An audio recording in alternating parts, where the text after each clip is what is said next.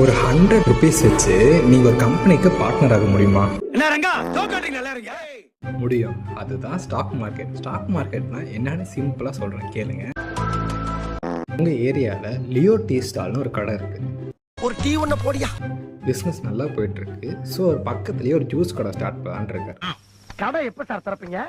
அதுக்கு அவருக்கு 10,000 ருபீஸ் தேவைப்படுது. பட் அவர்கிட்ட 5,000 ருபீஸ் தான் இருக்கு. ஸோ மீதி 5,000 ரைஸ் பண்ணுறதுக்கு அவர் 5 ஷேராக பிரிக்கிறார். ஒரு ஷேரோட ப்ரைஸ் 1,000 ருபீஸ். அதில் நீங்கள் ஒரு ஷேர் வாங்குறீங்க. 100 ரூபாய் கொடுக்குறேன். நான் கேட்கும்போது நீ கரெக்டாக திருப்பி கொடுக்கணும். இங்கே நீங்கள் புரிஞ்சிக்க வேண்டிய விஷயம் என்னன்னா, நீங்கள் அந்த கம்பெனிக்கு 1,000 ருபீஸ் கடன் கொடுக்கல, 1,000 ருபீஸுக்கு ஒரு ஷேர் வாங்குறீங்க. அதாவது நீங்கள் ஒரு பார்ட் ஆஃப் ஓனர். ஐயா கூப்பிட்டீங்களா? இப்போ நாளைக்கே அந்த கம்பெனி ப்ராஃபிட் பண்ணிச்சுன்னா உங்களுக்கும் ப்ராஃபிட், அதுவே லாஸ் பண்ணிச்சுன்னா உங்களுக்கும் லாஸ்.